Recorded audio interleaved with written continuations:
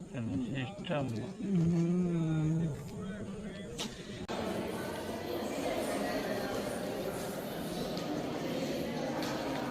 ಶಿವಲಿಂಗ 10 ಅಡಿ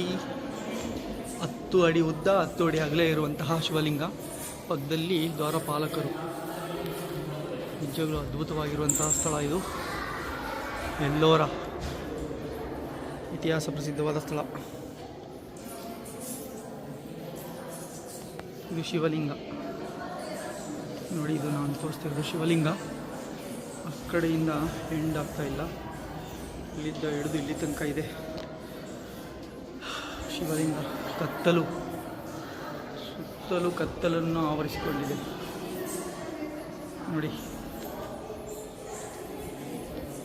ಬೆಳಕು ಹಾಕಿದೆ ನಿಮಗೆ. ಸುತ್ತಲೂ ಕತ್ತಲು ಆವರಿಸಿಕೊಂಡಿದೆ ಈ ಶಿವಲಿಂಗ. ನಮಸ್ಕಾರ.